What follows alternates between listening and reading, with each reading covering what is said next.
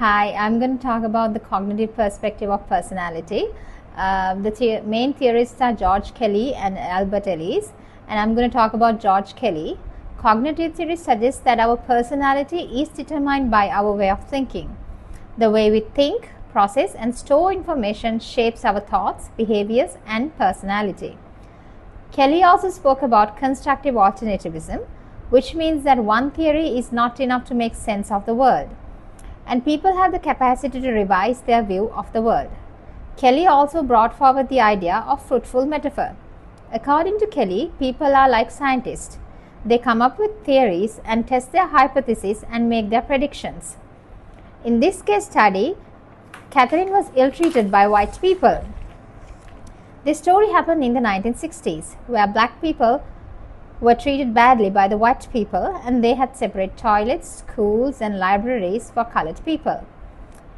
Therefore, it is fair to assume that Catherine already had a prediction about the way she will be treated by her white colleagues. These predictions form our personality and guides us to interact with people and handle situations. This could be the reason that Catherine did not initially protest or discontinue her work when she had to walk miles to go to the toilet, and she had a different coffee jug than her colleagues. Cognitive theorists believe it's our interpretations of the situation that leads us to have negative or positive thought processes, and those interpretations influence our behavior. In this case study, even though Catherine was mistreated at her workplace, she still continued to stay focused on her work until they achieved the final goal. She interpreted the chance given for her to work with those mathematicians as an opportunity to show her excellence in orbital mathematics. Kelly also said about individual constructive alternativism, where people can change their interpretations of the way they see the world and test their new interpretations. According to Kelly, it's the constructs that make us see the world. Constructs are built by observing similarities and contrast to help us make predictions. Kelly also came up with 11 corollaries which include construction, individuality, organization, dichotomy, choice, range of convenience, experience, modulation, fragmentation, communality, and sociality. I will talk about the corollaries that are most relevant to Catherine's character. Construction corollary, where people learn from past experiences and identify the pattern of things happening and anticipate things to follow in the same manner. Catherine has past experiences of exclusion and segregation at her workplace by white people. She identified the pattern of how she will be treated by others.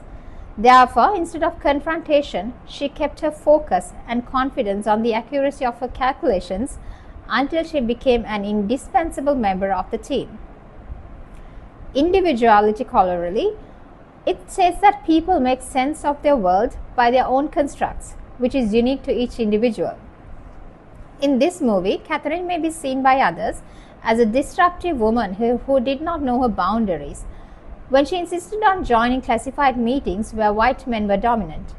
But Catherine had one mission in her mind, and she knew her presence is essential to achieve the goal of sending a person to the space. She knew her mathematical skills were crucial for this mission. Dichotomy corollary. Kelly says our personal constructs are dichotomous or bipolar.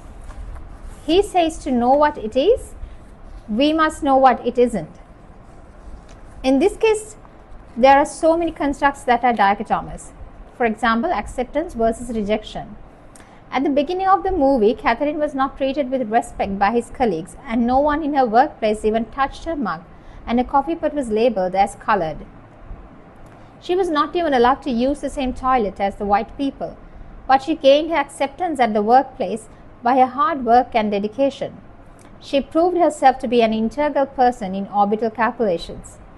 At the end of the movie, it was shown how Paul Stafford brings Catherine's coffee to her table. Silence versus assertiveness. When Catherine had to walk a mile to go to the toilet, she kept silent and walked that mile and kept working hard. But later, when she was asked reasons for her not being on her seat, she explained her difficulties in an assertive manner. Then Al Harrison removed segregation of toilets in NASA building. Let's move on to choice corollary. People chose an alternative form alternative from dichotomized corollary. In this case study, Catherine was denied access to meetings based on her gender and race, but she chose excellence versus resentment. Instead of becoming bitter about the way she was being treated, she worked hard on checking calculations and applying orbital equations until she became indispensable at those meetings. Therefore, I believe cognitive perspective explains Catherine's character well. Thank you.